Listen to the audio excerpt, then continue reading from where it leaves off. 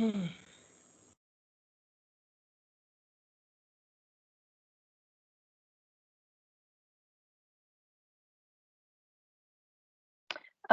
guys, so I'll be starting off the session. I am Rida Malik. I am a third year student of CSE.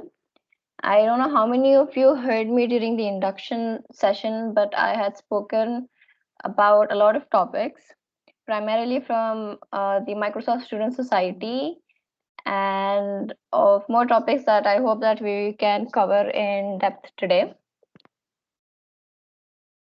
Okay, so guys, before we start off, I want you to know that this is supposed to be a very interactive session. We decided to have this session so that we can interact with you guys that we didn't get to do during the induction program. So if you are comfortable, can you please switch on your cameras?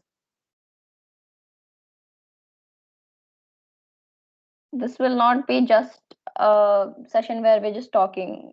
We want this to be a two-way session where you guys give your input, ask questions, and we're answering them. Or you can let me know in the chat as well what you feel about switching on your cameras. I will switch on mine too, don't worry.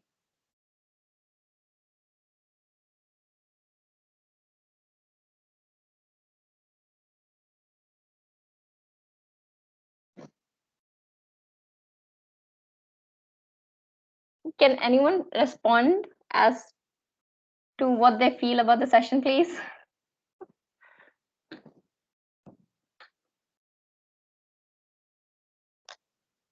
Nobody seems interested in talking, Rida. They are too shy. Guys, we are having this session so that you get the opportunity to talk. Yeah.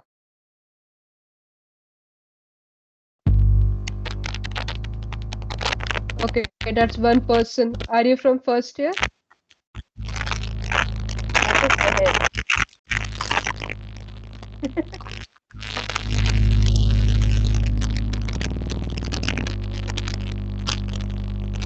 There's a lot of disturbance from your side.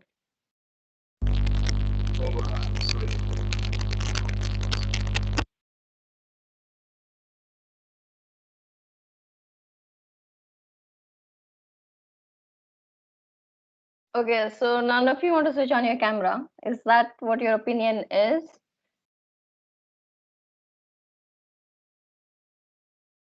Or is it that you want us to switch on our cameras first, yes, and then decide?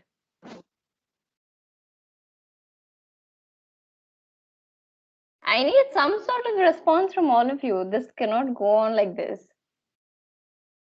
Is anybody willing to answer at least in the chat box, guys? And then we can move forward with this. Yes, as in you don't want to switch on your cameras? Yes, as in Yeah, kind of. We don't want to switch on the cameras, I guess, majority. okay. Good afternoon. This, yeah. You're I not guess you guys comfortable should with continue. Yeah. it. Okay. But I think that's also fine. But at least do speak up, okay? Even if you're not switching on in your cameras, at least try to speak up by unmuting yourself. If Okay. I ask. Okay. Okay, thank you so much. Or at least, you know what, just respond in the chat when I ask a question that is a very generic one. Like I asked, how many of you attended the induction program and actually listened to what we were talking about? Oh, I did, but I don't remember. I remember a little bit of it, like something about women empowerment. You said. Oh, I mean, okay. the thing. I mean, like MSS in. I mean, how MSS helps in women empowerment or something like that. I don't kind of remember though, but that's a vague idea. That's a vague idea I do remember of. That's okay. We will brush it up if you are really interested in that aspect of it. But that's just one section of what MSS does, and there's so much more that we want to talk to you about. It's not just that we want to keep it centered to MSS, but also because we want to interact with the first years. I personally haven't seen you guys yet, even though you are attending college, right? So I thought this would be a good opportunity to get that interaction done. You know what? I will switch on my camera because it feels like I'm just talking to myself. 1 second.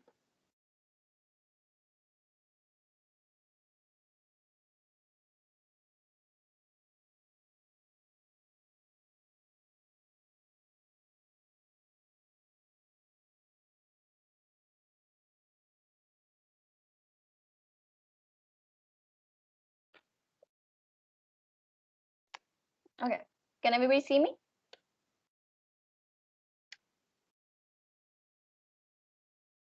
Yes.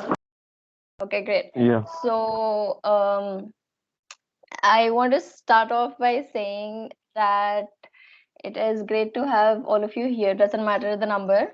And the form, like I said, if anybody had joined later, there is a form link that was shared in the chat box that you guys should fill so that we have a little bit more information about you, about all the attendees today. Okay, so first things first, we did have an induction program which was very different from what we generally have. And slightly disappointing, not only for you guys, but also for us, because it would have been a great time interacting with you. And a lot of things that we had to share with you guys, show you guys. But I think we still do have time for all of that that we can get to later.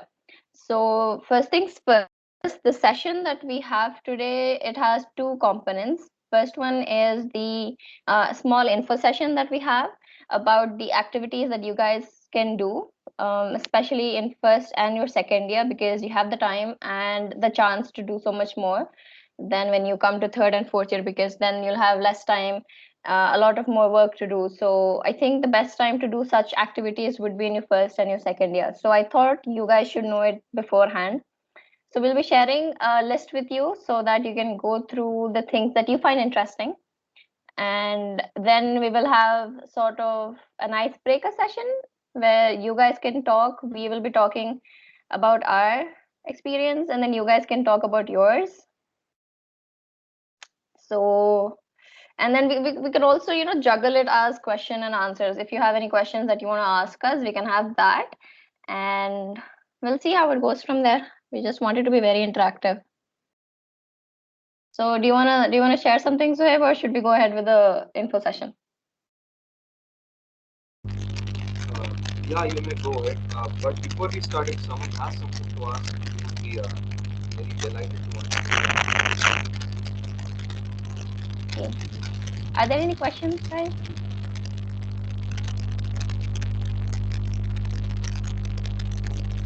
No.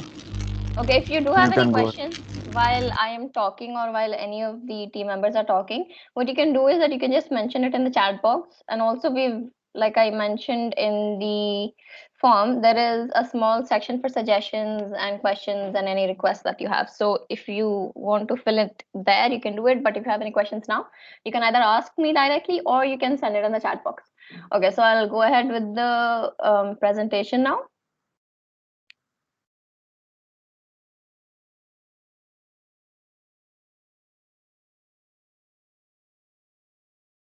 Okay, so the session is about more than learning, because we want all of you to have the experience of not just coming to college and going through the regular subjects, but also getting the different experience of being a student in STEM or a student in technology, that these amazing opportunities that are offered to us. But unfortunately, not all of us have the exposure to it. Even I didn't have a lot of idea about how all of these things are. And it was because of MSS and my senior that I found out about the MSLA program, initially the MSP program, but the student program that Microsoft has. So I thought that you guys also should know about it, but there are so many more opportunities by so many big companies, small companies, that you should know about, that add on to your experience, that make your resume stand out, that make you get more skills than the general crowd. So this would be a great learning opportunity for you, no matter what you're planning on doing. So you guys obviously have plans, right? You either want to work after engineering or you want to go for higher studies. So either way, these activities or these opportunities help you for masters, because this makes your like I said, this makes your resume stand out. It shows that you have leadership capabilities, you have skills where you have to speak, you have to organize, you have to teach others, you have to lead. So that would be a great statement in your resume if you do have any of these mentioned there. And as for working, I think that companies do prefer people who take up the helm, people who are leaders. So after your scores with, your marks, your um, the whole selection process scores, I think this would help them select if there's a selection process between people, and at the end you have all of this written in your resume. I think they would go for people who have such things under their name as well. So I think you should, look into all of these things. Okay, so like I said, there are all of these companies that offer this: Google, Microsoft, Amazon, IBM, Facebook, Adobe, and they have different types of programs. They have student programs, they have fellowships, they have scholarships. They basically, what they try to do is that they, in different ways, they give all of these resources that they offer to students so that students can learn more about their technology. So let's say, for example, Microsoft. So we'll go into depth with Microsoft because that is what our name is right now. So we will be talking in detail about the MSLA program. We have a very high number of MSLAs that I'm really proud to say in our college. So we will tell you in detail about the whole application process. But basically, Microsoft has a student program wherein they offer, like I said, the technology services that they have to our students so that we can get them to our peers. We can learn about these technologies and then we can get it to you guys so that more people are aware of all of these things. And that is what the other companies are doing as well. For example, Google has many opportunities. I'll start off with a student program where it has a student program called Developer Student Club, which we do have a section in our college, and I am the DSC lead for our college. So there again, Google has a lot of technologies to offer, right? So what they do is that they offer all of these things to our students. Let me say, for example, the just yesterday we had an event called TensorFlow Everywhere India. So where the different TensorFlow groups all over the country came together and they conducted a session, and DSC MJCET was collaborating with them. So all of whatever resources that they were sharing, there was a 3 hour long session where they were talking about machine learning, TensorFlow, what they were offering, and how to go about it, how to deploy your model. I won't go into details because that will get a little too complex then, but it was basically about machine learning, building models, deploying them, how to get more efficient with your model building. So that is something that is very great for people who are interested in that aspect. So that was shared with the students of our college so that they get exposed to it. So by doing such things, not only you get the experience, but you also bring the exposure to your college and your community. So these are the different things that I am listing out today. There are a lot mentioned in the list. I will be sharing them with you. Hence, I asked for your details in the form. There is a long list of things that you can look into, but for right now, I'll just mention a few of them. These are offered by Google: the Google Summer of Code, Developer Student Clubs, and Women Tech Makers. Okay, so Women Tech Makers is like a small branch under Google that is for women empowerment, where they have various things offered. So there is one thing called fellowship, where the students, girl students, naturally, they are a part of a fellowship where they get leadership, mentorship, and various other resources, training sort of thing for learning about women empowerment and women in technology. And then I've already mentioned we have developer student clubs, which is quite similar to having a proper club in college where we talk about technologies, where we have different sessions. We've had multiple sessions till now, I think about 3 sessions under developer student clubs by our seniors, and hopefully we'll be having more in the future, hopefully technical topics. So if you guys are interested in any technical aspect that you'd like to hear from me, from us, from anybody who's working at Google that I can connect to, then let me know so I can get it to you guys. And then we have Google Summer of Code. Now, this is a very exciting opportunity. It's not very easy to get into, but it's basically a program that is offered by Google uh, about open source. where you code and you contribute to open source. So a lot of companies are a part of Google Summer of Code, and the students have to submit an application to these companies with an idea of what they would like to work on under the company, and it is up to the company to decide if they want to select the student depending on the idea that they have and how much they can contribute to the company in terms of open source contribution. So that is a really good idea. If you are into open source, then you can go into this. If you want to know more about it, then again you should go and research about it. And we've already spoken about the student ambassador program, and we'll be talking about it in detail. Okay, also scholarships, guys. This is a very this is something that not a lot of people talk about, but a lot of companies offer scholarships. Like for example, Adobe has this scholarship for women, and I'm sure other companies have it for the general student population, not just girls. But Adobe has it for women in technology that you guys should look for, because it's not just about the money that you get, but also they do offer you mentorship, and they do offer you a chance at an internship at the company. So there is a lot of learning that you get from these scholarships programs, and it is something that not a lot of people are aware of. It's not just about receiving money, but also receiving knowledge through these scholarships. So you should look for companies that offer something that is under your area of interest. You shouldn't just go for something just because it sounds exciting or it sounds glamorous. Okay, so what I'm done with the resources for now, and like I said, I'll share the entire list with you later. But what I want to end with is 1 second. Okay. So I want to end this small info section, by saying that guys, this most of these student programs, they aren't paid. You have to do it voluntarily and by yourself. So what you need to keep in mind is that go for the ones that are genuinely worth it. The ones that I've mentioned obviously are great because they've got they're from Microsoft and Google and Adobe, but in the list as well, they're only the important ones that I've added. But don't go for the things that are easily available for students and are just marketing gimmicks.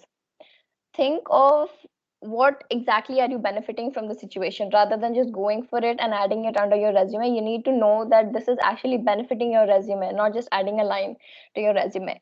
So you need to keep in mind that you need to go for opportunities that are worth it. Don't jump onto an opportunity just because my senior said that, yeah, you should do all of these student programs. No, you should do the ones that are genuinely worth it, where you're genuinely learning something, and the student program name obviously should have some weightage. I'm not gonna mention any names because I don't want to offend anybody who is a part of certain programs, but you should obviously be very careful about what you're selecting, because like I said, it's free work. So you don't want to get exploited by them. You don't want to end up doing free marketing for them. So you just need to know what to select, when to select. If you do have a doubt or are confused about which one to select and which one to go for, you can ask us. That's what we are here for, I think. So we can help you with that. That's not an issue. But be very careful with your choices and your time, because that's what you're dedicating to them. You're giving your time to them. So be very careful with that. I think that's my part of it. Ariba will now be talking about her experience with MSLA, applying and getting selected for it. Yeah. So, am I visible? Yeah, go ahead. Okay. Okay, so hi everyone. I am Ariba and I'm a third year computer science student studying at MJCT. So I'm going to be sharing with you all my experience of applying for the MSLA program and getting selected. So I came to know about this program when I was in my first year of college, in my second semester exactly. Yeah, through my seniors. So I researched about it, and when I learned about the benefits of becoming an MSP, that I'd get to learn and then I'd get to educate others through the resources that were being offered, and the networking especially, I instantly knew I wanted to be one, because those are the three things that I'm really passionate about. So I decided that I'm gonna apply, but I didn't apply in the first semester of my second year. I I thought I'll be applying in that semester, but I didn't. So I decided to give it a shot in my second semester of second year in August 2020. Yeah. So the application process is very simple. You just have to, I'll share my screen. One second. Yeah.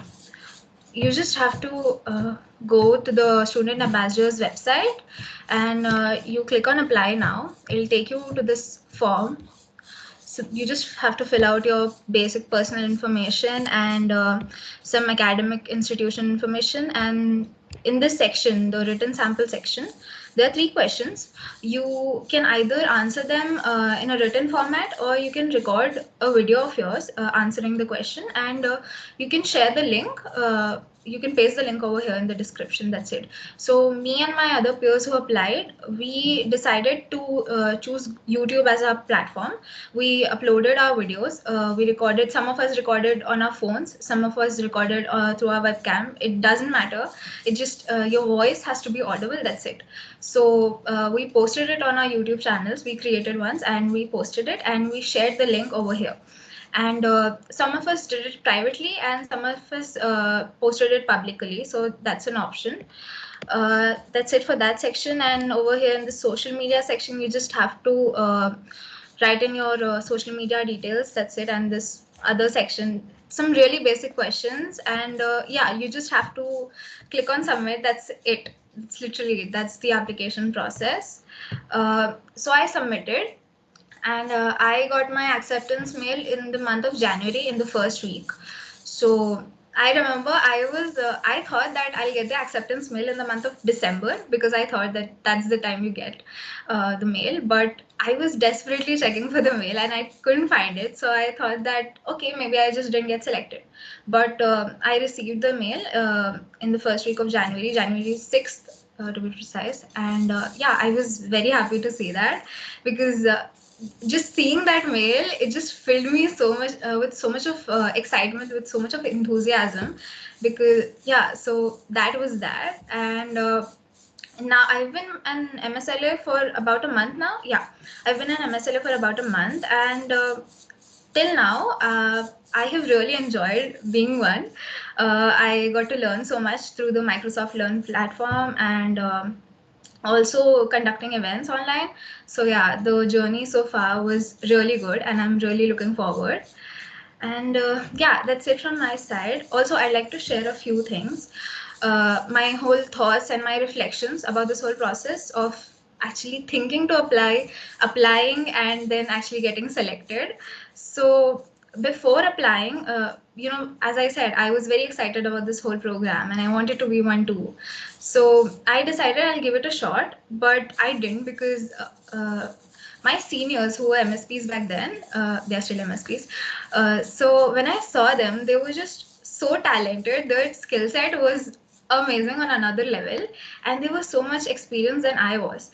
And I know it just doesn't make any sense to compare me with them, but I still did, because I wasn't just so sure. I was still learning. I was still exploring. I was just in my second year of college. So I was like, okay, what if I just don't get selected? Who gives a damn about me? Let's just not apply at all. But then a few of my friends insisted that I did, and I did apply finally in the second semester of my second year. And I'm really happy that I did, because see, I'll tell you guys, there are going to be so many programs, and Rida just shared some of them, and like she was saying, there are so many more. But at the end of the day, it depends upon you. You are the one who decides if you want to take this opportunity or not. And even if you apply, even if you do get the opportunity, it still depends upon you how you want to use it. You can just apply it, you can just write about it in your resume, or you could actually learn a lot from it. So yeah, that is what matters. Don't just apply for writing it on your resume. Take this opportunity and seize the opportunity, as they say it.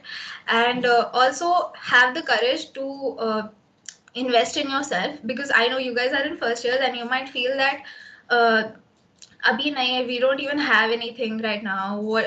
There's so much of time left. Yeah, there is time left, But this whole journey, the one thing that really matters is that you need to have the courage to take steps forward for yourself, to invest in yourself. And that is what matters. That is what is going to help you throughout this whole engineering journey and also as a professional. So yeah, that's it. That's it from my side.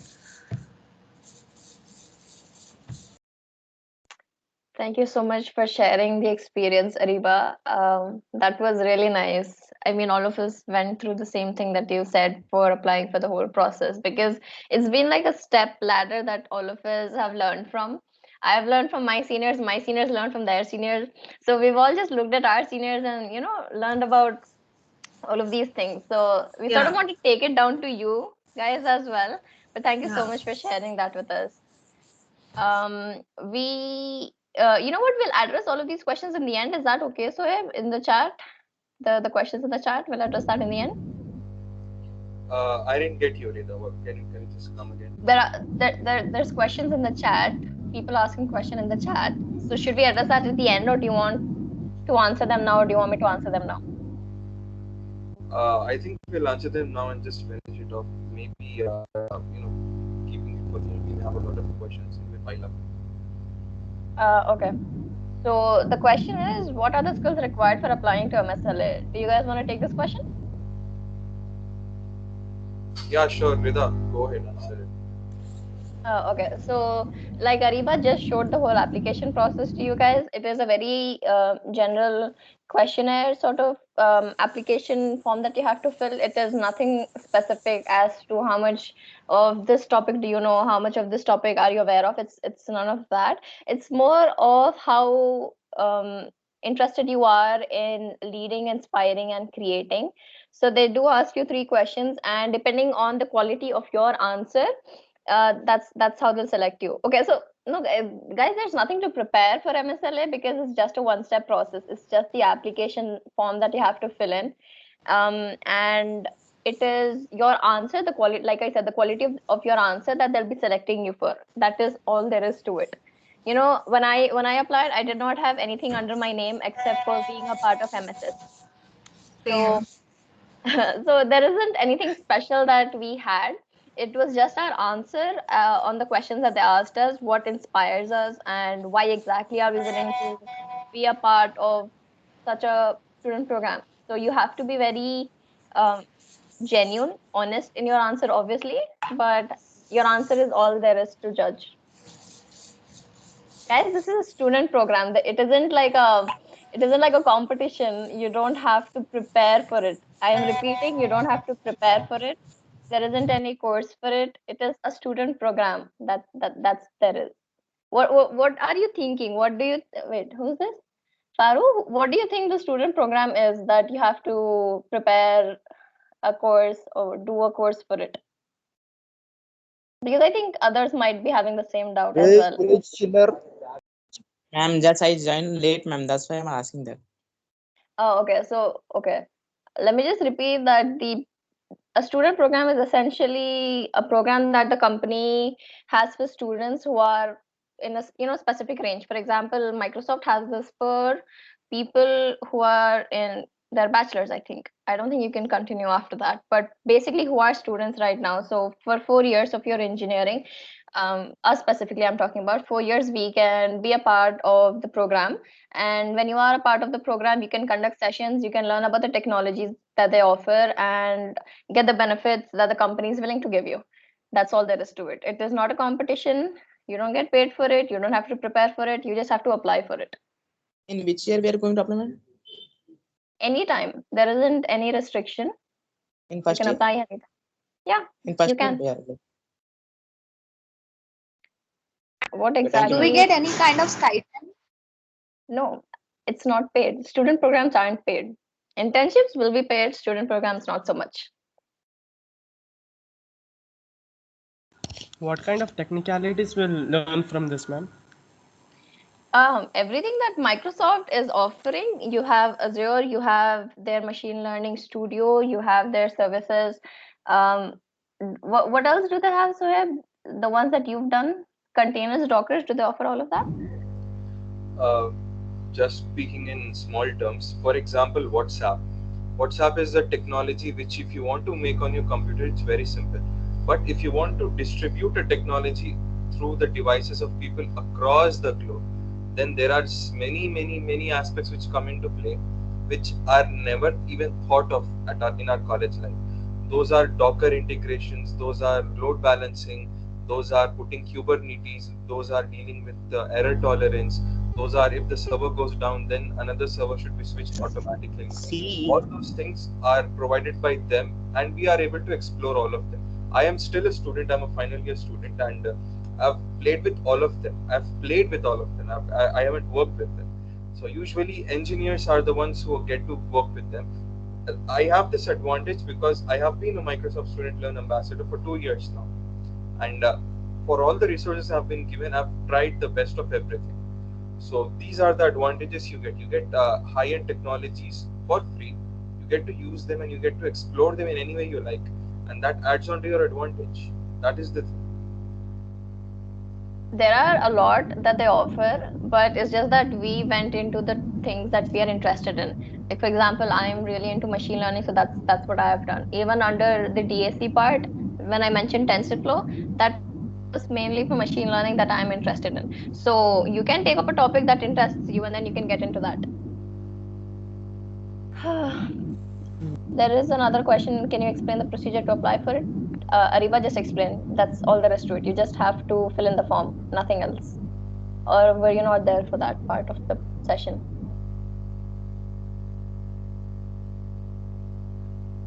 Okay, so there is a question that says, I am from ECE branch, but I am fond of coding, so I want to be a part of MSS and MSLA program. So can I get into it?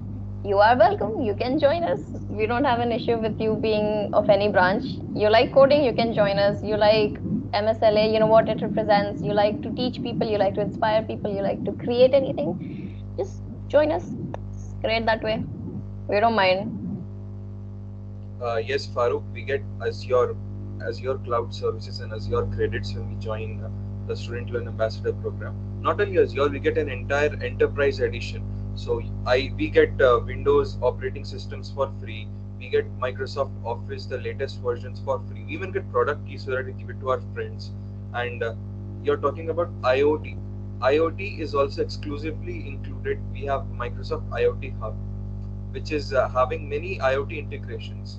And it is very easy and it's very compatible with any IoT device out there. So you don't have to hard code the thing entirely. IoT, and we have many hardware oriented things, like you can easily work with Arduino or Raspberry Pi as well.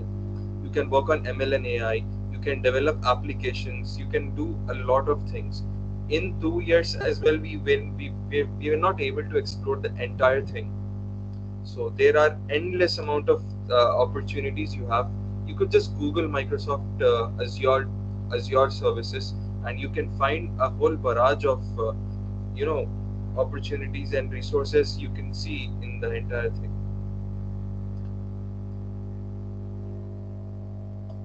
Okay, ma'am, I'm the one who has posted that. Okay. Ma'am. Go on. Yes, I'm the one who has posted that question of EC and all. So I want to ask some questions. Does Microsoft come for recruitment, and if not, why does it won't come, ma'am? Very good question. The recruitment question, you should go and ask the HOD. He will contact the people and he will ask them to come for recruitment. We can't ask them to come for recruitment, but the college people definitely can. And as for why they don't, I don't. I have worked with the placement cell for 1 year, so I think I'll take that question. Okay.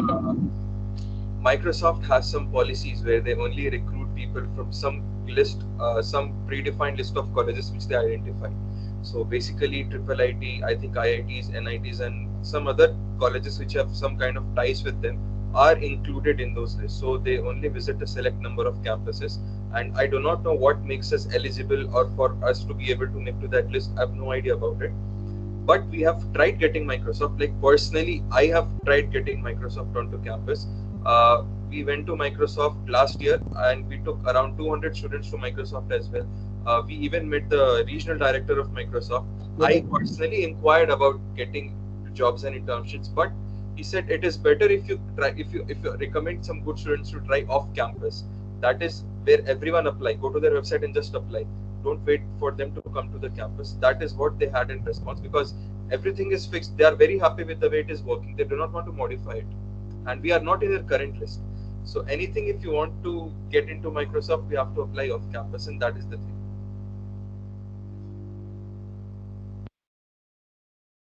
Okay. So there are more questions. Do you want to address them, or should we go ahead? Yeah, I think we can go ahead now. Okay. You can list more questions if you still have them on the same topic. We'll take them on later. We have Daraksha with us. Daraksha, are you with us right now? Yeah. She will be sharing her experience of being a part of MSS. Hi everyone. Hope all are doing well. Today I'm Sayada Daraksha, your senior from third year CSE. Today I'll be talking about my experience with MSS and how it had helped me grow as an individual. And also I'll be talking about the trip we took to Microsoft. So I've been in the creative team where organizing events and webinars was so much fun, and learning how to do it is something I think everyone should know, like organizing events and how to handle the crowd and everything.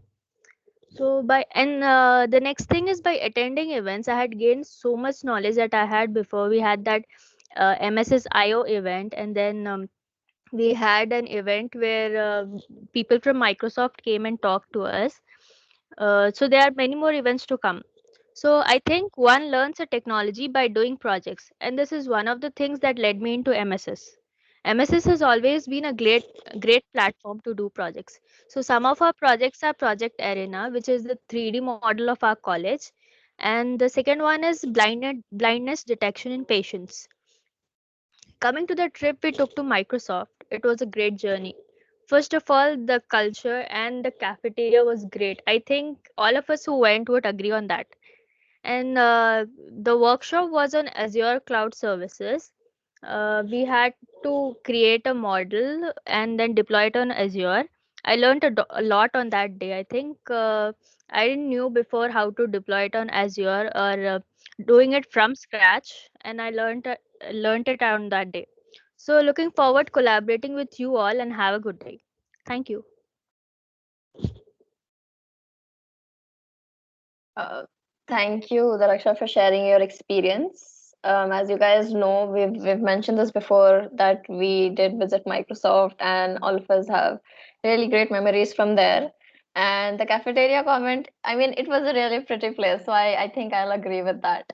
And I think now we have Maheen, who will be talking about MSS as a student body. She will tell you a little about how it works, what goes on with an MSS. Go ahead, Maheen.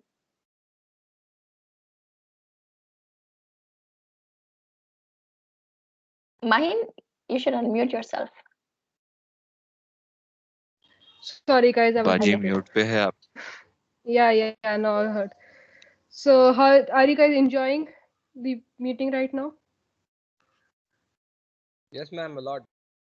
Yeah, Yes. thank you. At least someone is alive. So now I'll be talking about how you can take part in MSS. I mean, you've all heard about what MSS does, but how can you be a part of it?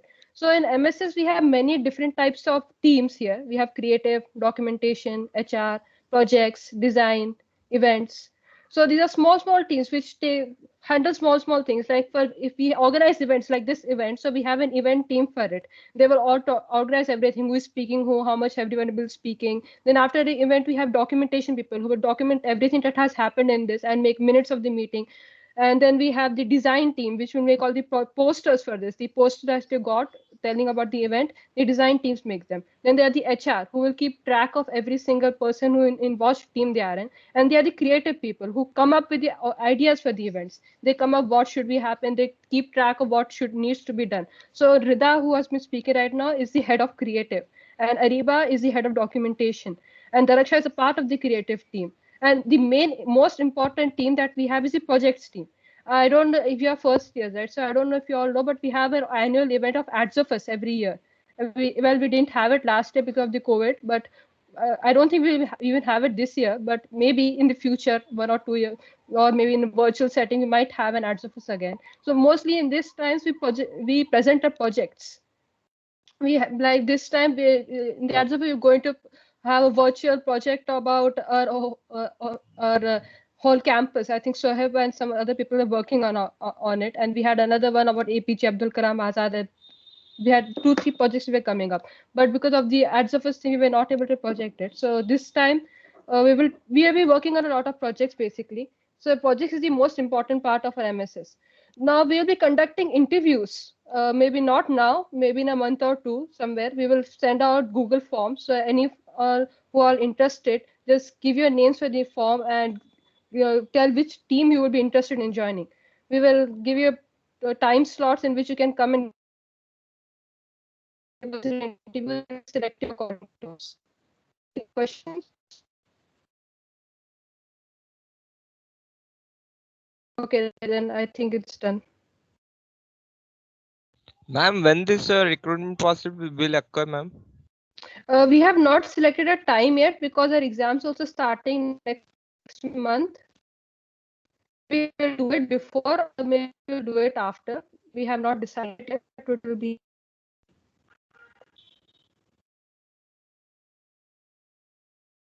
So if you want to share with them about the recruitment time, they're interested to know how they can join it, when they can join.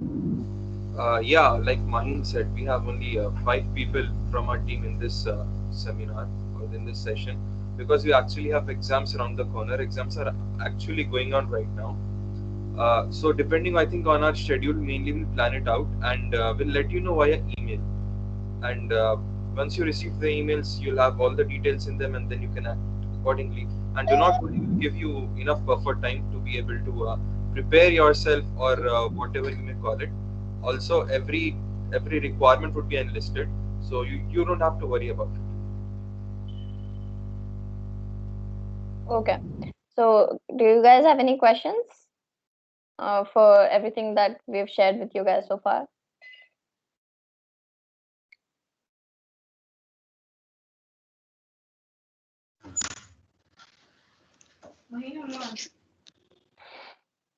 Yeah. Basically, this society runs a program to teach everyone how this works. I don't understand practically how it works. It takes projects or something.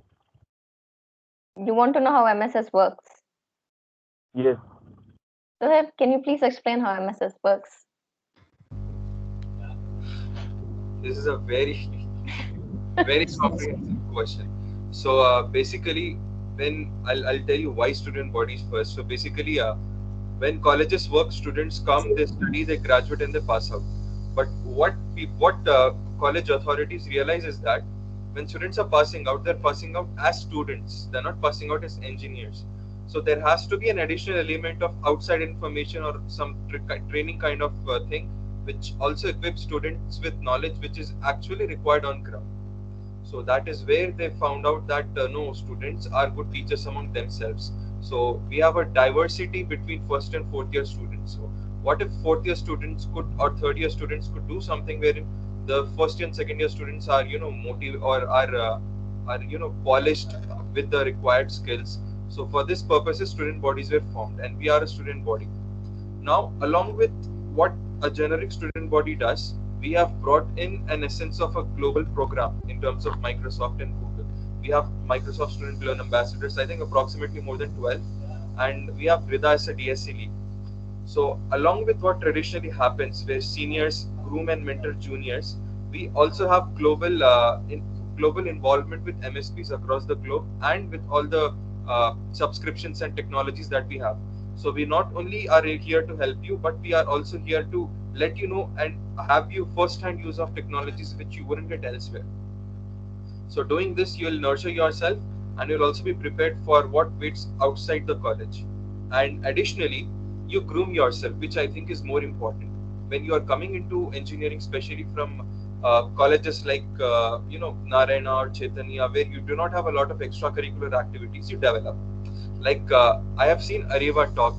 I remember the last time I saw Ariba talk was in I think 2019, I guess, wherein we recruited her into the team. That was our first team meeting, and she was shy. I called her onto the dais to speak something, and she was reluctant. After about 2-3 calls, when everyone had to push her, she just came. She spoke for 1 minute, and she just sprang back to her place. And looking at her speak today, brimming with confidence and having that ability to want to speak more, and you could see that passion on her face. Her face was glowing with confidence. This is the kind of changes that comes into you. And mine as well. I even remember her. She was also shy, like even speaking.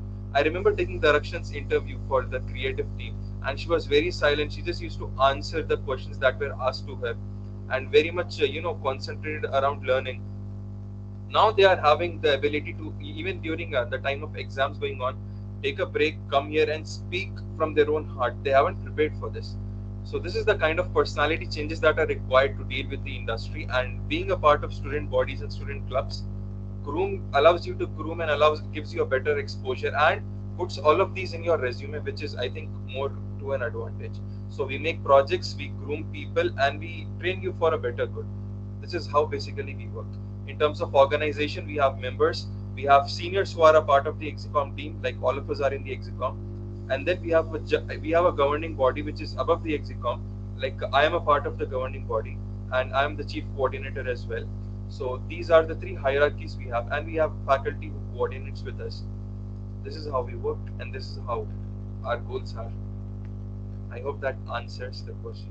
That is something that makes me feel so proud when I see all of my friends, like Sahib just said, blossom into so much more confident people.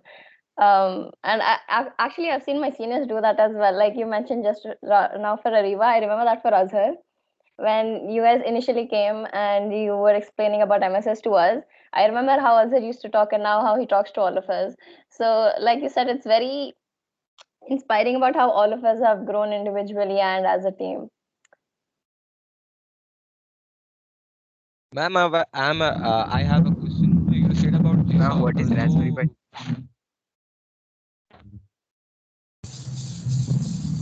Okay, guys. Question later. The guy who was speaking may continue. Okay. So I have a question that ma'am said about GSOC. So when will be the good time for applying it? In second year or in first year itself in second semester? Considering the fact that there is somebody who just said that they don't know much of programming, so I don't think you can, contribute to open source just yet. But you can get into the learning about the process of how to apply for it, because it is quite a lengthy process of the selection, application, and the whole criteria. In fact, it is going on right now. The companies have sent in their names for the company criteria, and once the companies are declared, then the students can send in their applications to the companies. So it is going on right now. Since you guys are from first year, you can watch the whole process. You can just go on their website, and the whole time frame is available to you, so you'll get an idea of how extensive the whole process is. So maybe you can take this year to understand, learn programming, see how contributing to open source works, and then start off from second year of applying. So you'll have 3 chances. We've got only one at this point, I think. So you'll have more chances of applying.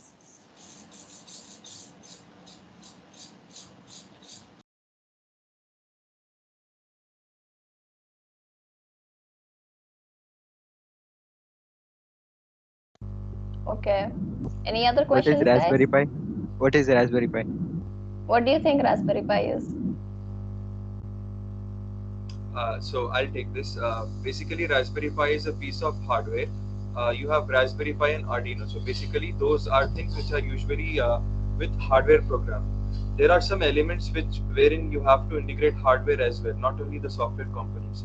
For example, if you want to make a small car, or if you want to make a combination of LED lights or some kind of display, you need to write code, software, no doubt, but you also need to have hardware which is compatible with the software. And Arduino and Raspberry Pi are those companies or vendors which provides hardware and their corresponding software. Like you take a piece of hardware, they give you some kind of software wherein you can code and actually make hardware work. So you don't have to take the headache of having to make software which is compatible with any relevant hardware. So that becomes very easy. Basically, it is a hardware-oriented programming device. Both of them are Raspberry Pi and Arduino. Those are different companies which do it.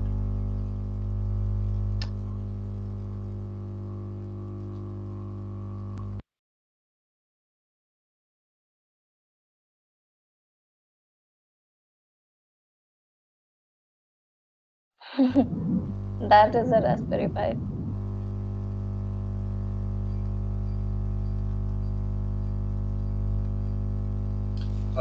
Yeah, okay. Mine, you're muted. Since we have, I think we have not many questions here. I would like to take 5 minutes and tell about some significant things that I think you should be doing throughout these 4 years, apart from what Rida, Mahin, Darakshan, and Ariva have already said. So basically, being involved in student programs always gives you an edge over other candidates, be it for higher education or be it for placement or applying for jobs or applying for any other opportunities.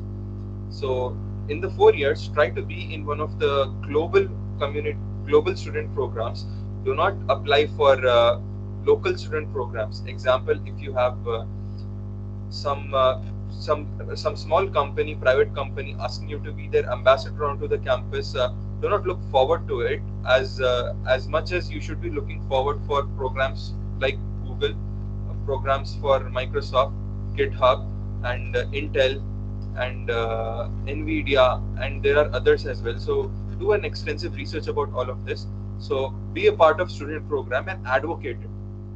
I've been an MSc for 2 years and I've tried my level best to take my college mates to Microsoft and to get them exposure to Azure, to get them inclined towards technology, and that has been my goal since I've been an MSc. So try to bring a new strata of technology into college and try to be an advocate for it. Try to be known by it, and that would add a lot of it onto your resume or on your personality as a whole. And next, try to work in the field of research as well. We have an R&D cell in our college. You may work for it even if you're not working for it. Do your own research and publish papers in top-notch organizations like IEEE or Scopus. I have published my project. I made a project. I found it to be unique, and I've published in IEEE. I think in my batch and in my seniors batch, I was the first one to publish in IEEE. Acceptance by IEEE is difficult, and that is why you should be doing it. Because if you have a research paper published in an international organization, then it would add to your weightage a lot. Like it means a lot. People who are doing MTech or MS are the ones who actually do it. If you do it in BE, it is going to add a lot of weightage. So that is something which you should also be thinking about. Next, if you are in computer science or IT or maybe even EC and you wish to land or work in companies like Microsoft, Google, or any of the Fortune 500 companies, only think about it if you are willing to code enough. Because all these companies have a rigorous interview process, and there is only one thing that is going to take you through all those rounds, which is competitive coding. So if you wish to be in Google or Microsoft by the end of 4 years, then be good at competitive programming. This is something which I have discovered only in my 3rd year. I mean, just last year I've discovered this. My seniors did not tell me this, and this is the one thing that I regret about. Competitive programming is the art of knowing how to code firstly, secondly, solving any problem that is given in hand within a given amount of time. For example, they ask you to add 2 numbers. So you write code for adding 2 numbers. Similarly, they give you more difficult problems and complexity would increase time and time again, and you just have to code it within a given amount of time. This is a big challenge to do, and this is not something that we are trained for in college at all. We'll try to talk to HOD and make things happen in that direction, but cannot guarantee as of now. So focus on competitive programming, being in 1st year, and even if you are in 3rd year, and even if others like Rida, Ariba, and if you are listening guys as well, if you want to land in those companies, go for competitive programming, because that is one thing that is only allowed you to do. And finally, grow yourself as a leader. I mean, firstly, be able to talk, be able to write, and be able to communicate very nicely. If you have that instinct which hinders you from talking or speaking or expressing yourself,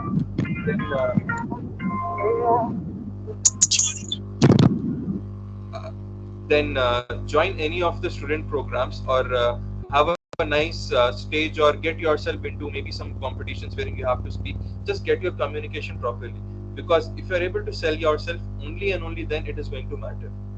So get into competitive programming, maybe even do research and try to do things outside campus. Like I have been involved in Hyderabad's I have I have been involved in organizing Google's Developer Festival in Hyderabad. That was off campus.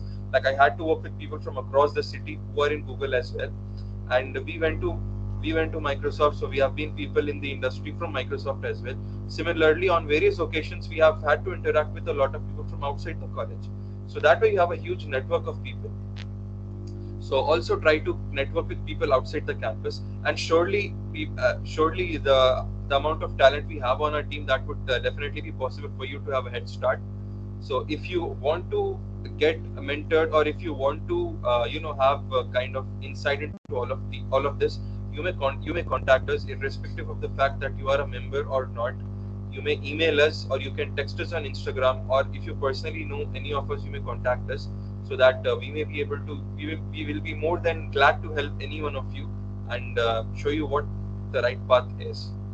And yeah, I think that is all about. And the second part of this session was supposed to be a two-way interaction. So if you guys have anything to ask, anything regarding college, anything regarding faculty, anything regarding your course, your placements, you may feel free to switch off your mic and ask anything. So I have a question. As I'm from EC, so can I get a job into a Google or Microsoft? And what topics I have to learn apart from EC? I have seen people from nuclear energy background going into Google as a software engineer. People from metallurgy. Sundar Pichai, if you know, he is not from a software background. The CEO of Google is from metallurgical engineering background. It means that No, sir. He is from biotechnology. from IIT Kharagpur, he did metallurgy. He graduated in metallurgy from IIT Kharagpur. So until his PE, he had no idea what he had to do. Like he didn't know that he would be going into software. I'm giving a reference of metallurgy because that is where you are right now. If you do bachelor's from ECE, it doesn't mean that you wouldn't finally land into a software company. That is the analogy I'm trying to create between these two things. So if you are now focused on getting into a software company, then apart from your subjects, focus on coding, and try to work on hardware as well. You may easily land a job into NVIDIA or Intel while being into both hardware and software, while being programming. But if you want to solely land a software job, then being in EC won't hinder your opportunity. Be good at coding. The thing that I've already said, comparative programming. Learn a good programming language like C++, preferably C++, then Python, then Java, in that order. Choose one of them and From be where, sir? in any of them, and then just start coding. Do comparative coding, do problems, and then you'll be able to clear them very easily. So that won't be an issue.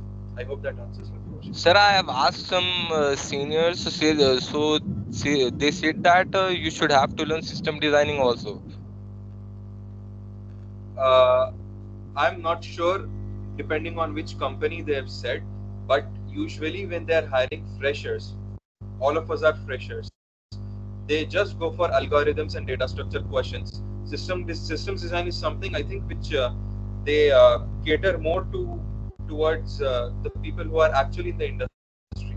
For example, if I've worked 2 years as a software engineer in some XYZ organization, and if I want to move to Google or Microsoft or IBM next, then I think they would be including systems design as well. Or if some company has a policy of including systems design in the preliminary interview itself, then it depends on the organization that you're applying to. In general, it is just data structures and algorithms, basically coding knowledge, not systems design. That is the case majority, but maybe there might be a few exceptions where they have systems design in the preliminary rounds itself. So this is something which is more inclined towards the choice of company you have and their policies.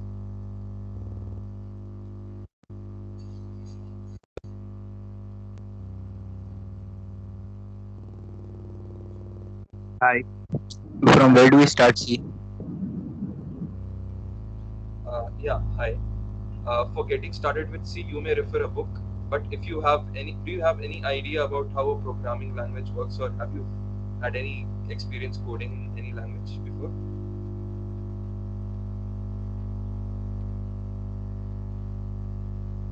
Yeah, if you are here, I have asked you a question. Do you have any experience programming in any other language, or is C the first language you're trying to code in? Yes, sir. Python only. Okay, you already have some experience, so you may be able to, get those be able to get those analogies like how to declare and write loops and all of that. So if you're starting in this stage where you already know a language, then I wouldn't recommend you to learn from a book. Maybe go to YouTube or check some courses, some good courses which are available, and maybe refer them and just follow along. Take some time and go to the depth. Do not just skim through and just start writing some code. Read the documentation provided officially. For example, if you're studying C++, I would recommend reading it directly from ISO website, which the organization which made C++. If you are learning Python, learn from python.org. They have a documentation and they are the creators of the language. So try to follow along by videos. And Sir, what about Java? Java as in how to get started with Java. Yes, sir. If you have to get started with Java, what I would recommend is first get a good glimpse of what an object-oriented programming is, and that basically would be C++. So first learn C++, and I think then if you have a good knowledge of either C or C++, moving to Java is good. Because if you suddenly move to Java, it would seem very chaotic, and this is the advice that I give, because I have first learned C++ and then I've learned Java. So first learn C++. No, sir, I am having some experience in C programming. I was learning from 1 year, so that's why I'm asking about Java. If you have learned C programming, then I don't think it would help you get Java easily, because Java is an object-oriented programming and C is not object-oriented. If you have learned Object-C, that is different. So if you have just learned ANSI C, then that is not object-oriented. I would suggest you to move to C++. It would just be one step ahead and just go through object-oriented programming, and then moving to Java would be very easy. So I think this. And how much time it will be? How much time it will take to be done with the data structures and algorithms? If you want to finish, you may finish it in 3 days. If you want to learn thoroughly, you may take 4 months. But how I would recommend you to prepare is first take a sheet of paper and write down all the relevant things in data structures and algorithms that you should be prepared with. Go to some YouTube videos, or maybe you can even contact me or text me. I have those things, and have those things in a list. So when that list is ready, go to each thing and make sure that you code everything out. For example, if you write linked list in your paper, then you should be able to code a linked list in all of its variation, be it single, be it double, be it circular. You should be able to do all of that. Only then you should move to the next. If you follow this approach, I think it should take you approximately 1 or 2 months maybe to just finish off everything very, very, very confidently and very nicely.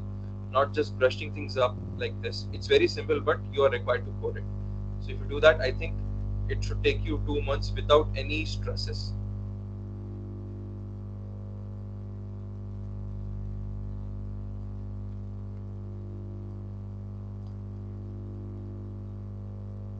Hello, sir. Yeah. Sir, I'm Samir from IT.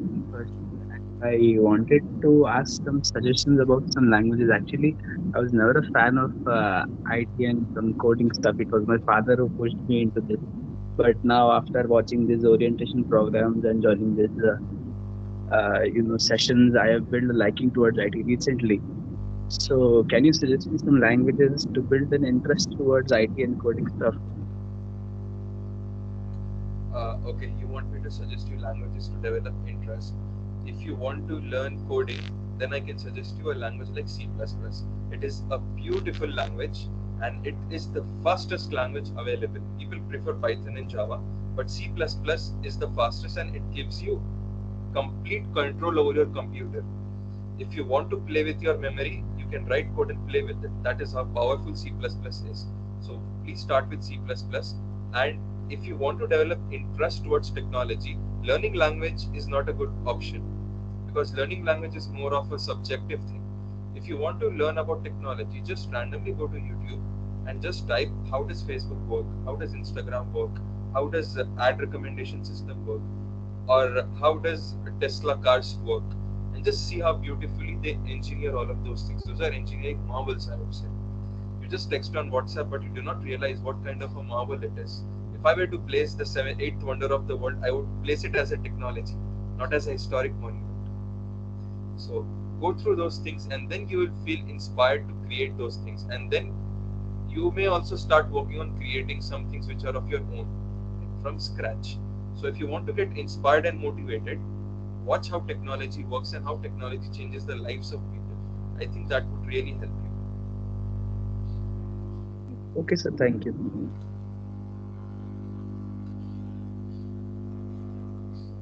What is the difference between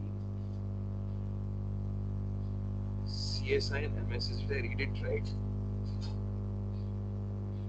Yeah. What is the difference between CSI and MSS? Similarity is that both of us are student organizations under the department of CSE. And the difference, I would say, that we have a global recognition. We have a DSC program from Google, so we have involvement with Google, and we have had Rida bring in people, top-notch executives from Google who have come and spoke in our events with all of us. If you Google their names, you will realize what kind of people, like Dona Sarkar. She is a huge technology advocate at Microsoft, and she's a Power Apps executive, and she has been into our events, and we have got to interact with her. And many such people would come, and we have also got to interact with the regional director of Microsoft in Hyderabad. So you get to interact with all these peoples, and we bring all those benefits. That is how we are very different. We bring a lot of opportunities, and we are innovation. We are all about innovation. So I think that is what the difference would be. And for anything else, you may figure out yourself.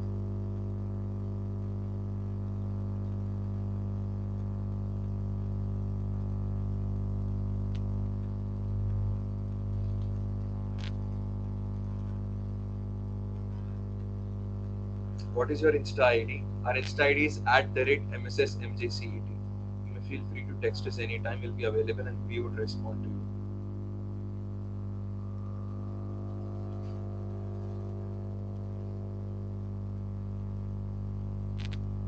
Yeah, okay. We'll share we'll put our LinkedIn IDs in the chat box. All the speakers may feel free, if you would like to put your LinkedIn IDs in the chat box.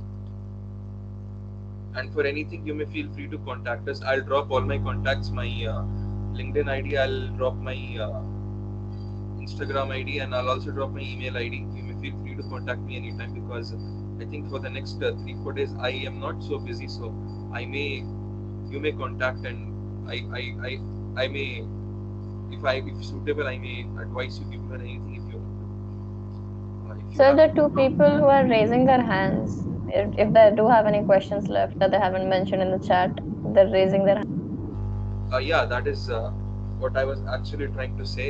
You may unmute yourself and ask, no problem. You may interrupt.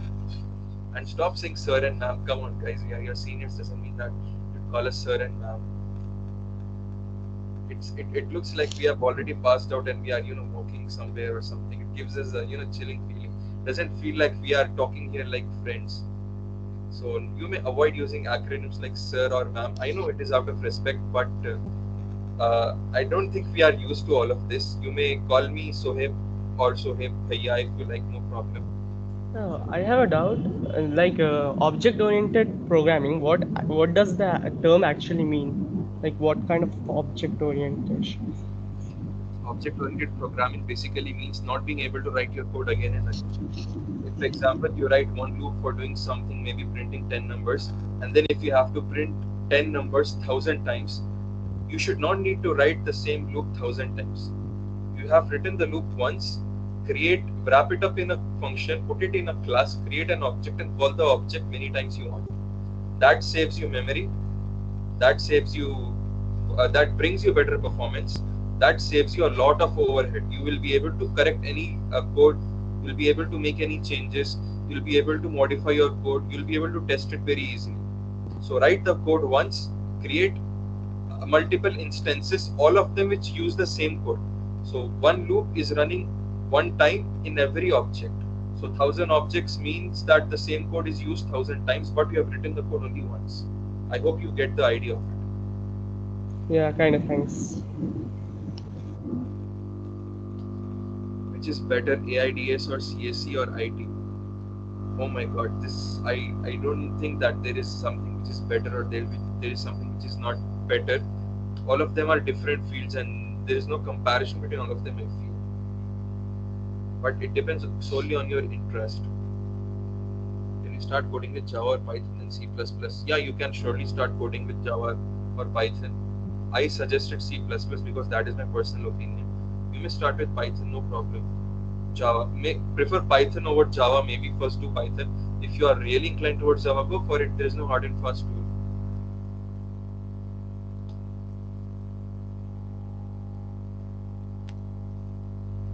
Just a small reminder, did everybody fill in the form that I had mentioned, or do you want me to send the form link again? Can you please send it again?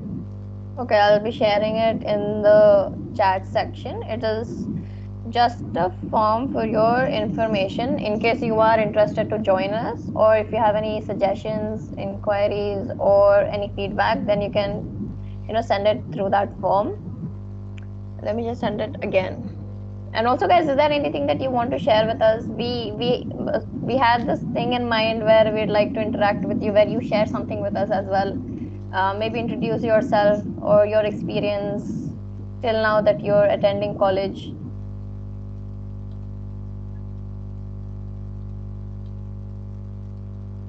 Are any of you interested in doing that?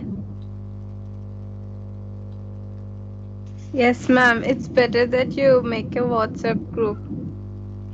We do have it for members of MSS.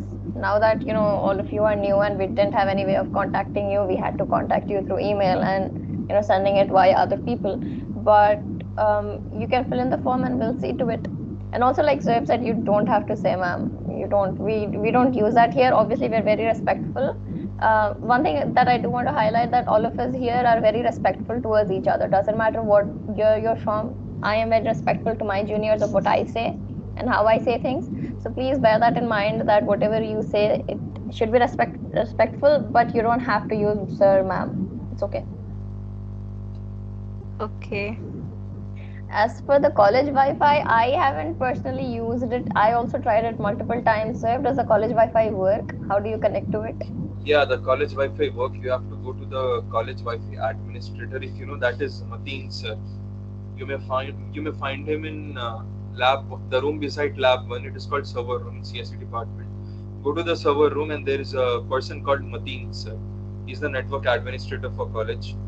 Go to him, then he'll tell you what the procedure is. The procedure is that you have to take a form, write your MAC.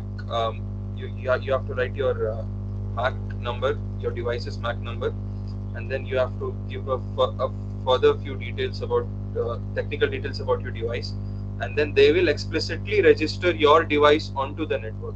Like if you're not registered, you cannot connect to the college Wi-Fi. So to be able to do that, then you have to get yourself registered with the college Wi-Fi and then you'll be able to use it.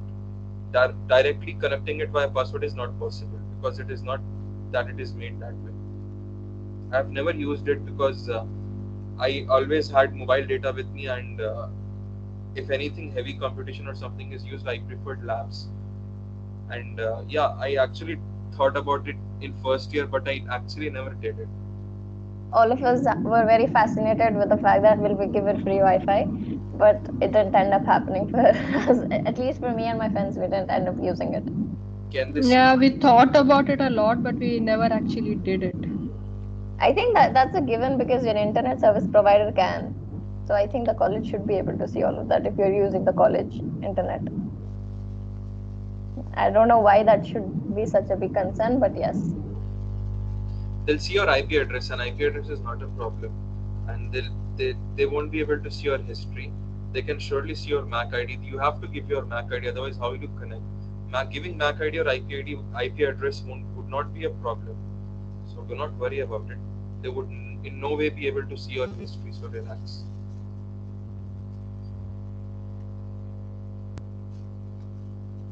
Okay, and also guys, in the form that I filled, if you have any suggestions for sessions that you'd like, because all of you are really concerned about languages and programming, if you are interested, because we've had in the past, we've had sessions for Python programming for students. So you can, if you do want any, then send it via the form.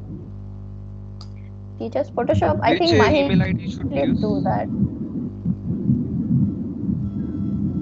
Yeah, for Photoshop, I can conduct a lesson. That's not a problem. We just have to Mahin, I want to free time learn for how it. to make memes, Mahin.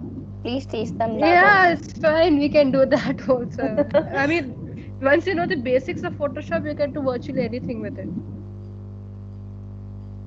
When we can tell you for sure what time, because like so I've said, we have exams for Yeah, we have for exams starting 2 from months next now. month or so.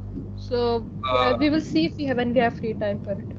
Rida, shall we create a WhatsApp group like for staying in touch with all these people, and anyone else who has a doubt could connect with us on WhatsApp very easily?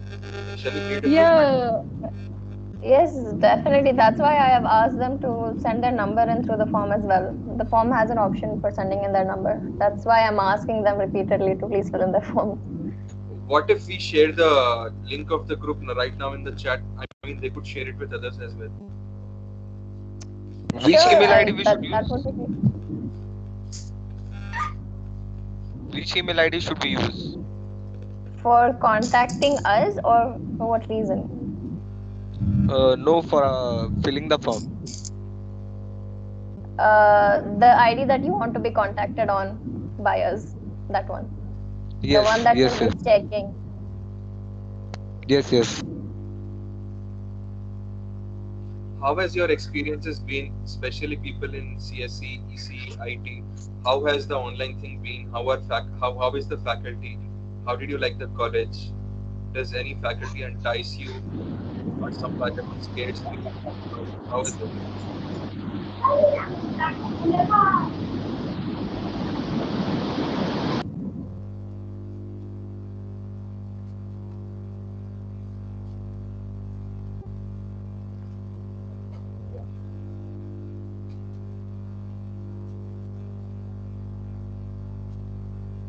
Yeah, I think so. We should share the link now because they are pretty interested in joining the group. Yeah. I've just made the group.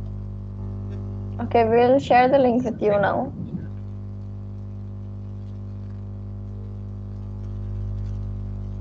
Did you guys have the tour of the college? I don't think that was done for you. No, it wasn't. Yeah, I think that is also a really good part of it. I don't know. People came to me and they told me that they would do a tour of the college, and they asked me some money, like 50 to 100 rupees. I think they were some seniors, and they started asking me money for the tour. So I asked them which faculty were you, and they told me there was from some club or something, and then they just ran away when I asked some questions, and that was my experience for the first day of my college. You don't have to pay for the college tour. At least we are not asking you money for that. But generally, there is this custom after the induction session in the hall. The seniors do take the first years around the college and show them the facilities. And like you said, since it's really pretty, they take pictures in front of all of the gardens and the good things that they have. But also, I don't think you should pay. If they do ask you for money like that, I don't think you should pay unless and until it's for a membership to the club. Please keep in mind that nobody should be asking you money just like that out of the blue. Yeah, They shouldn't be doing that, so be careful.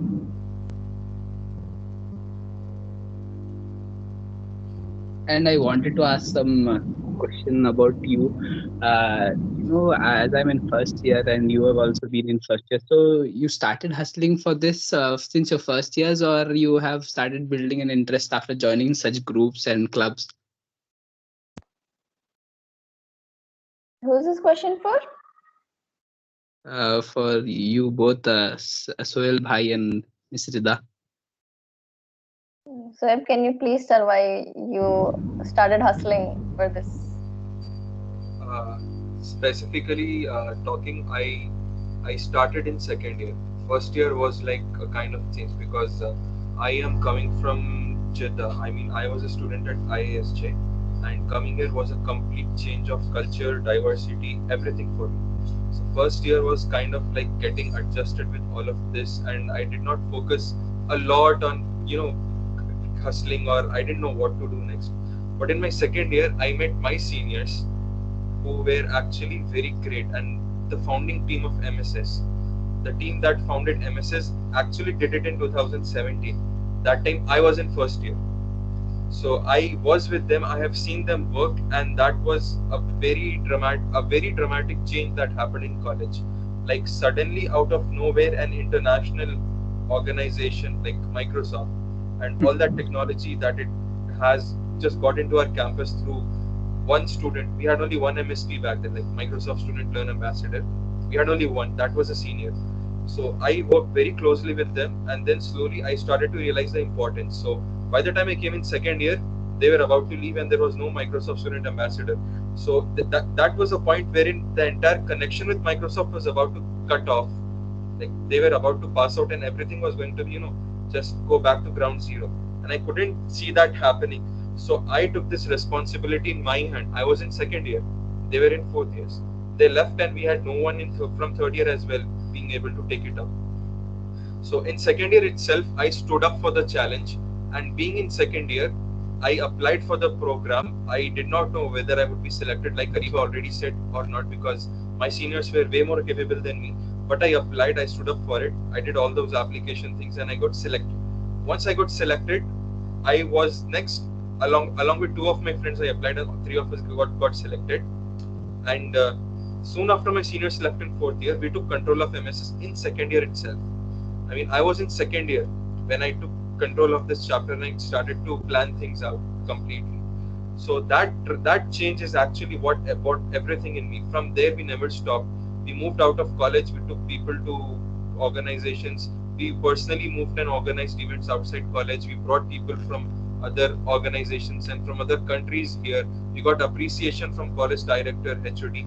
All of them see us with a lot of respect. Like, these students are really very good. So I would say second year, and that was the spark that I personally got. So should we join in that second year? responsibility. As in, I didn't. It's up to you. I joined in my first year, so it's up to you. Like Sohaib said, it depends on every person's situation.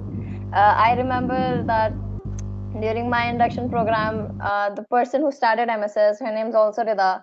The way she came walking right from the back, I think it's a tradition now for the CCs of MSS to take the induction session. So the way she did the introduction was the reason I was really inspired. And then I went more into it. I found out more about it. And then, like, the whole team, the way they were working, I think that was the reason I decided that joining this would be great.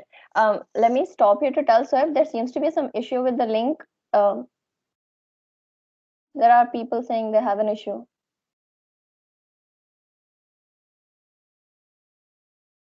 You are muted. I can't hear you. Oh, sorry. There are people actually joining the group, so I do not think there is an issue with the link. Okay. Maybe you should try putting it in a browser, or maybe trying to switch off your VPN if you're on VPN. Actually, they are doing with their work profile. They should have to go for their personal. While then they would be able to join. Oh yeah, your sound is very meek, but I can still hear you. Switch on to your normal profile. It does not have to be work profile. That is what he's saying. Try it. I think that is the issue. Okay. To continue, what I was saying is that it's up to you guys. It depends on what you're interested in. All of us went on the way that we took inspiration from. So Go for something that you like, because only then will you continue doing it. I wouldn't have continued this if I wasn't interested in this. So I did what I was interested in, and I suggest that you guys do the same. Don't go for something just because it sounds posh or sounds fancy. Go for something because you're liking how it helps you grow. That is all there is to it. And like you said, hustle is essentially how you're growing as an individual, right?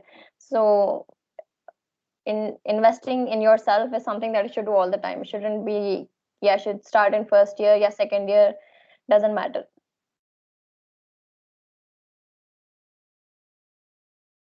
Where is the form which you were speaking about? I have sent the link. Do you want me to send it again? Yes. Okay.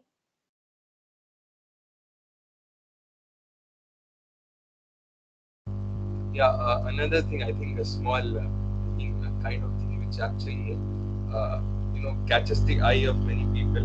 We are a lot of into merchandise. You should tell about the swags that we get. I mean, firstly, talking about our student body itself, like MSS, we have all these T-shirts. I mean, I'm right now wearing an MSS T-shirt. If you could see, I have my name printed on my back, and all these logos and our motto, invent and inspire. And all of us have these T-shirts. So, like when we have an event, or if we have a ceremony or something, all of us wear these T-shirts and we stand out. I mean, these are from MSS. It looks evident. All of us are in uniform. So we have these. Then you get club IDs. Like this is my ID as a. I think it's visible as a chief coordinator. We made these ID cards, and then as a student partner, we get these ID cards. I mean, these are from Microsoft itself. And then we get many T-shirts from Microsoft. Like I have, I think, approximately 3 T-shirts that I have from Microsoft. Vidya must be having many more from Google as well. We get water bottles, we get bags, we get stickers, we get many things. Like you just wear it and just come in the campus, and then people look at you differently. So this is also something very enthusiastic that you get as a student partner or as a part of a global program. Or simply if you are a member in MSS, you have a T-shirt at least. So this is also something very enthusiastic that you do. You have get a any more T-shirt ideas, if you can get that you done. are a member. They're asking they want a T-shirt to look cool. I mean, obviously you do look cool. It's a matter of pride for us when we do wear a T-shirt. You will get one if you are a member. What are hackathons? Codeathons, MSS? Yes, we do organize hackathons. In fact, we were in the middle of planning a really good one. In fact, we were in the middle of the grand planning, I'd like to say, when we got interrupted with the COVID situation. Hopefully, we will have it. Like Sohaib has told us that he wants to take it offline. So we will be having it offline rather than taking it online. And yeah, our landmark event is a hackathon. And if you could go to our Instagram page, you could see how we organized our hackathon is called Imagine Hack, like our standard hackathon. So you could go to our Instagram page and see our hackathon and how we did it. We did it very amazing. We had around 200 to 300 people. We had judges from Microsoft, Google, Value Labs. That was a very great event. It was covered by many newspapers. It was all over the media. Many news channels had come in, and it was very great. And after that, we planned an even bigger hackathon last year, 2019, on March 22nd and 23rd. But unfortunately, the lockdown commenced from March 15, and we had to postpone it extensively because it had to be an offline. We had sponsorships from Microsoft, from SBI, from Linode, and from Thick Shake Factory and Subway and many other. It was very exciting, but unfortunately extensively postponed, and still the same. Nothing can be done. It would have been something very different from what was done normally at college. So it was something that we were also really looking forward to being a part of the organizing team. But I hope that we get to execute it someday. Okay, guys, I think we've had this session for a really long time now, and we've answered most of the questions, and people are quite hungry, I suppose. So Yeah, dear, if your mom is shouting at you, you're supposed to go. we aren't keeping you hostage, so don't worry. There is a question. So do you want to address this question about projects? Checked out your Insta ID. What is Project Arena in blindness detection? Project Arena. Basically, we have a few gamers in our projects team, and they were into gaming. So we just had this idea. We have this college campus. Why not we give people a tour? Like you guys, you people have to move around 27 acres of land to have a tour of the entire college. So what we planned is we'll make the model in 3 dimensions and put it in a VR set and have people stand in one place and have a tour of the college as a whole. So we made the entire 3D model and have it in a VR headset, and just put the VR headset on, you get to have the tour of the entire campus. So that was the project about, and it's actually working. We didn't get to display it because that supposed didn't happen. And you can see pictures from a very few pictures from the project are on the Instagram page, and it's actually near completion. Those pictures are from the old versions. And blindness detection is a project where we detect a disease called diabetic retinopathy. It's actually a disorder, more of a disorder, wherein people who have diabetes, they go blind usually, and that is not something which is very visible evidently. You have to go through a lot of tests, and by the time results come, it's too late.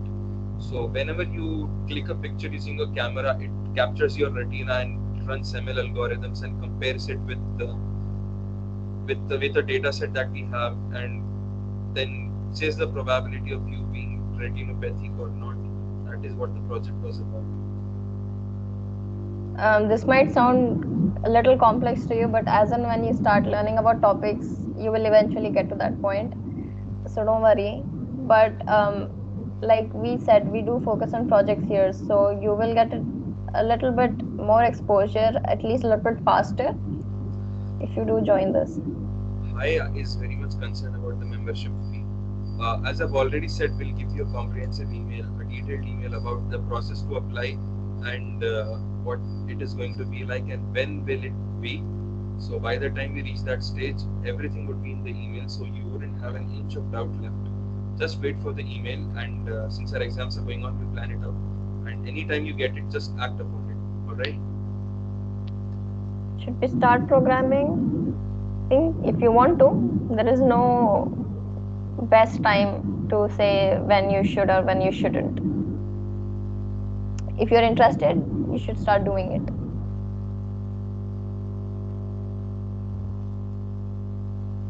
Which language? I think Soeb has mentioned the hierarchy of which language would be better to start off with. But Go, C, C++, Java, Python is pretty easy, so you can fit it anywhere.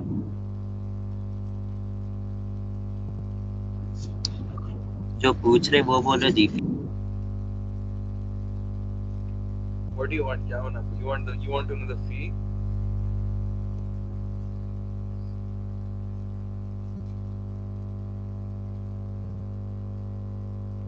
I think that's the genuine question that this student has.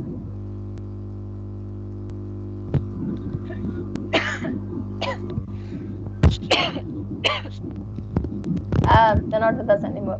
But okay, so the next question is, as you said, there is like a custom or something. Yes, there is, but you didn't have the induction program, the normal induction program, so I don't think the campus tour is still a part of that.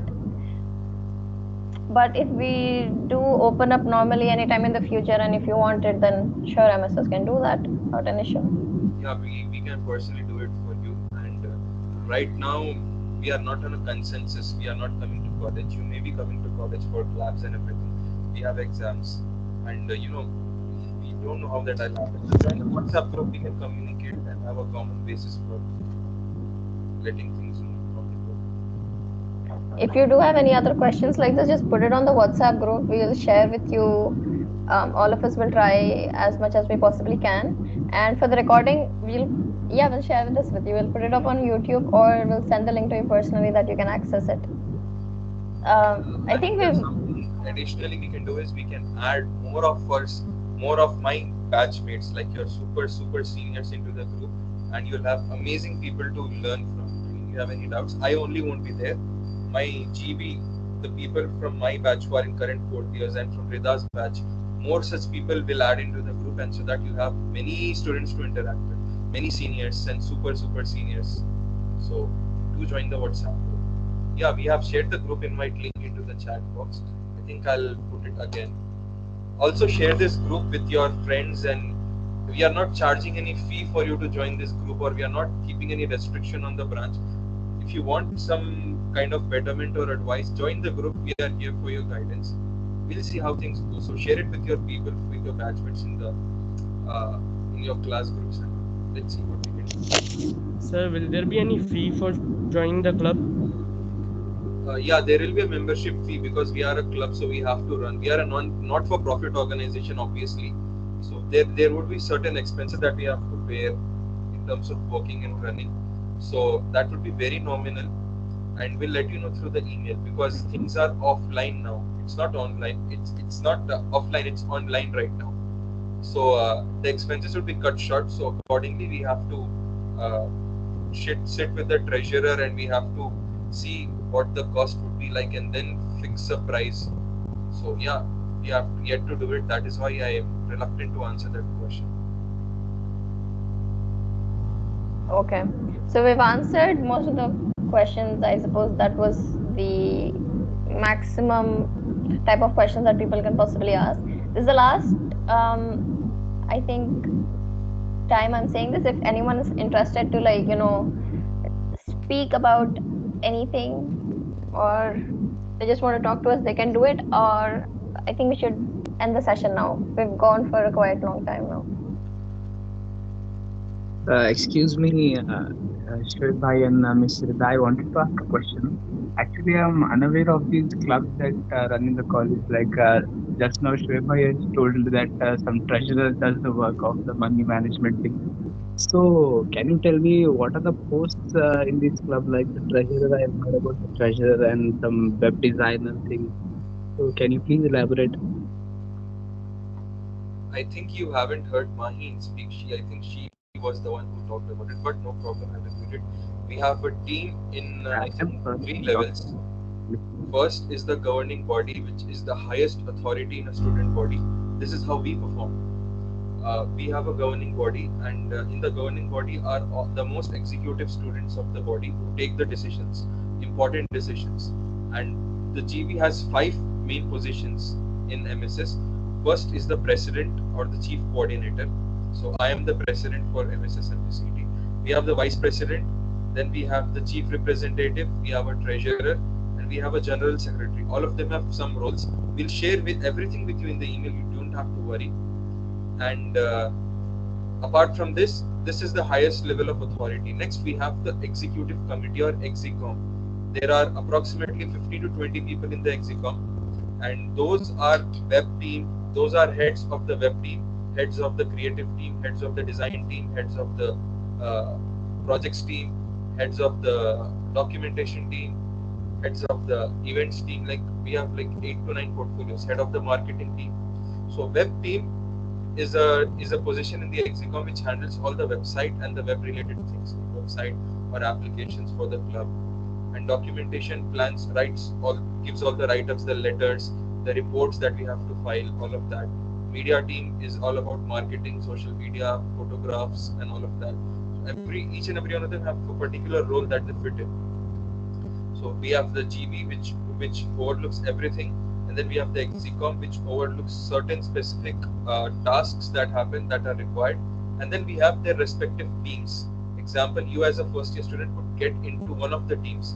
You may be into the design team or the web team or the HR team or the documentation team, any team you like. So which team would you be applying to? There would be an interview process for it. So you have to apply to any one of the teams, and we'll interview you to see if you are enthusiastic, not if you are technically sound enough. We'll see if you are enthusiastic, because over time we can train you. So if you are enthusiastic about it, then we'll put you in one of the teams, and then from the teams you become a head of that team, executive head. Then from the EXECOM you go to the GB, and in the GB then you become the leader or the president or something. So this is the hierarchy of how a student body works. we'll share that detailed document that we have, Suhaib, with the hierarchy so that they have a clear idea. Yeah, by the time we email all of you, we'll share everything so you do not have to worry about it. We have everything ready, just it has to be rolled out. We have a team, we have a projects team, and they work on IoT, they work on ML, they work on AI, they work on cloud, and they work on many other things like game development, AR, VR, mobile development, web development. That's a project team as a whole. We have very talented students in the team, so you can be a part of MSS, and then you can work in any team. It is not such that if you're in documentation team, you're restricted. You are in the team on paper, but you can work anywhere or on anything you like. You want to learn Photoshop, we have Photoshop experts who can help you. Just join the WhatsApp group first. We can have a conversation and see what happens. So just be there, and then anyone could help you with from the projects team regarding this.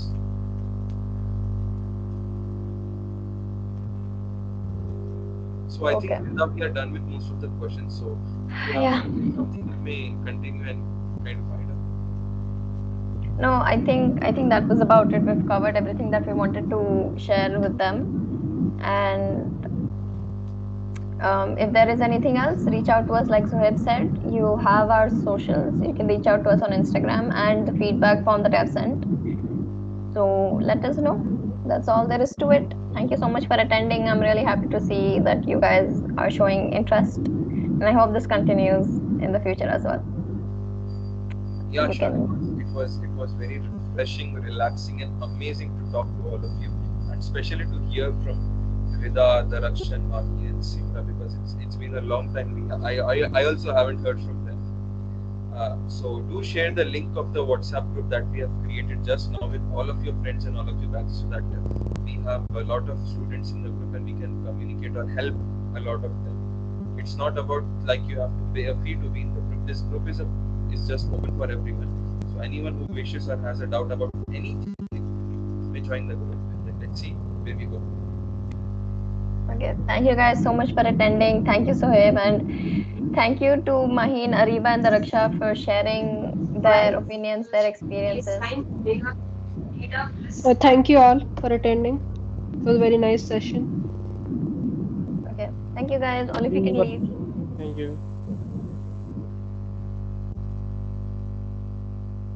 Alright, nice work done. Thank you, everyone. See you. Thank you so much. Eagerly waiting for. Madam, your next session will be. Sorry? Next session.